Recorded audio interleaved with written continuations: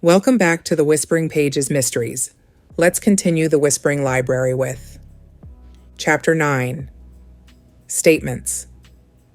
Ashwood had always excelled at statements, public ones especially. By mid-morning, the high street carried an air of managed composure. The bakery window displayed eclairs with particular symmetry. The cafe tables were wiped twice as often as necessary. Councillor Wickham had posted something about community resilience before 9 o'clock. And at the Ashwood Trust offices, a converted Georgian townhouse with tasteful brass lettering, chairs had been arranged in a neat line outside the meeting room. Ellie did not belong there, which was precisely why she was. She had not intended to come. She had told herself she would remain in her shop, behave sensibly, and allow D.I. Thorne to conduct the official machinery of inquiry without literary interference. Then she had received a call. "Miss Davenport," Thorne had said, voice clipped but not unfriendly. "I am conducting interviews at the trust offices this morning. Given your involvement with the material found, it may be efficient for you to be present for context." Efficient. Ellie had learned that when Thorne used that word, he meant necessary.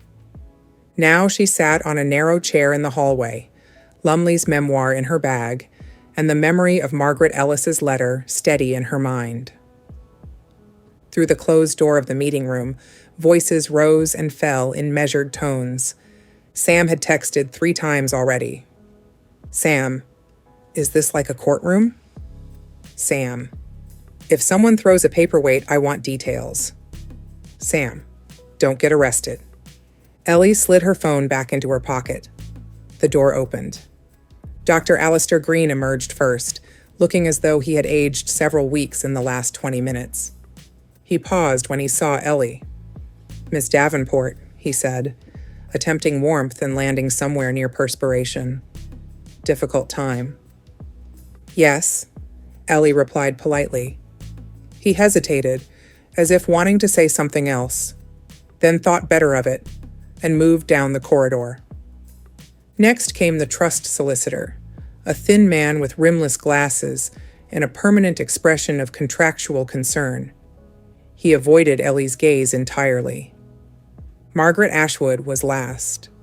She stepped into the hallway with the same composed grace she had displayed at the wake, coat immaculate, posture unassailable. "Eleanor," she said, as though they were meeting at a luncheon rather than outside an interview concerning homicide. "Mrs. Ashwood." Margaret studied her for a moment, not hostile, not warm, assessing. "You've been industrious," she said quietly. Ellie held her gaze. "I found something that was hidden." Margaret's eyes did not flicker, but something in them cooled. "Hidden things," she said, "are often hidden for reasons." "Sometimes," Ellie replied. "Sometimes they're simply inconvenient." Margaret inclined her head, a gesture that could have meant anything, and moved past her toward the stairs. The meeting room door remained open now. "Miss Davenport," Thorne called from inside. Ellie entered. The room was formal but not grand. Long table, water glasses, framed photographs of community events lining the walls. The sort of room where decisions were made in careful language. Richard Harrow sat at the far end of the table. He looked perfectly composed. Too composed. "Miss Davenport," he said pleasantly. "How diligent of you." "Mr. Harrow?"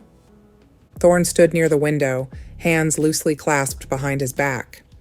"We're discussing Mr. Lumley's recent activities," he said evenly, "particularly his inquiries into historical land acquisitions." Richard folded his hands on the table. "Thomas was always interested in history," he said lightly. "Selective history." "Selective?" Ellie asked. Richard's smile was faint. He preferred narrative to nuance. "And the orchard?" Thorne asked without preamble. Richard's gaze shifted to him, calm. "A regrettable accident," he said. Margaret Ellis was a stubborn woman. She refused assistance. Ladders and pride rarely mix well. Ellie felt her jaw tighten. "You met with her days before she died," she said. Richard did not look at her. "I met with many residents," he replied. "It was my role." "To discuss a boundary dispute," Thorne pressed. Richard's gaze returned to the inspector. There was no formal dispute. Ellie reached into her bag. Thorne gave the smallest nod. She placed the photocopy of Margaret Ellis's letter on the table. The parish stamp caught the light. Richard's eyes dropped to it. For a fraction of a second, no more, his breathing shifted. He recovered almost instantly. "This," he said calmly, "is a photocopy." "Yes," Thorne said, "of a letter stamped received by the parish council 4 days before Mrs. Ellis's death." Richard leaned back slightly in his chair. "If such a letter existed," he said, "it would have been reviewed." "It was stamped," Ellie said quietly, "but not acknowledged." Richard's gaze flicked to her, sharp, assessing. "And where?" he asked lightly. "Did you obtain this?" "In a book," Ellie replied. Silence pressed gently against the walls. Richard's expression did not change. "A book?" he repeated. "Yes." Thorne spoke before Richard could continue. "Mr. Lumley concealed it," he said, which suggests he believed it significant. Richard's jaw tightened almost imperceptibly. "Thomas enjoyed theatrics," he said. "Concealment would have appealed to him." "And the threatening notes?" Thorne asked. Richard blinked. "What threatening notes?" Thorne did not break eye contact. "The ones advising him to stop digging, to leave the orchard alone." Richard's lips parted slightly, a fraction too slowly. "I know nothing about that," he said. Ellie watched him carefully. Not his words, his timing. There had been a pause before denial. Small. Human. But there. "Did anyone inform you," Thorne continued evenly, "that Mr. Lumley was reviewing trust archives prior to publication?" Richard hesitated. Just enough. "Margaret mentioned," he said at last, "that Thomas had requested access to older minutes." Ellie felt the air sharpen. "She mentioned?" Thorne asked. Richard nodded. "She was concerned about misinterpretation," he said smoothly. "Old documents lack context. Thomas had a tendency to remove nuance." "And what did you do with that information?" Thorne asked. Richard's hands remained folded. "Nothing," he said. Ellie almost admired the steadiness of the lie. "Almost. Nothing?" she repeated softly. Richard turned his gaze to her fully now. "I did not threaten Thomas Lumley," he said, voice calm but edged. "I did not poison him, and I did not tamper with his book." The words arrived too neatly, too complete. Thorne watched him without interruption. "Mr. Harrow," he said at last, "where were you on the evening of Mr. Lumley's death?" "At home? Alone?" "My housekeeper had left for the evening." "No visitors?" Richard hesitated. "One," he said finally. "I dropped off a cordial." Ellie felt her pulse slam once against her ribs. "A cordial," Thorne repeated. "Yes," Richard said, as though explaining something tiresome. "Thomas appreciated artisanal spirits. I brought him a small bottle from a recent import." "And you consumed some yourself?" Thorne asked. Richard's pause was microscopic. "No," he said. The room went very still. Thorne's voice remained level. "And this cordial, what was its composition?" "A botanical blend," Richard replied. "Nothing unusual." Ellie's mind raced. Foxglove-derived glycoside, botanical extract, cardiac mimicry. Richard met Thorne's gaze evenly. "I assume you've tested it," he said. Thorne did not answer, because they hadn't found the bottle yet.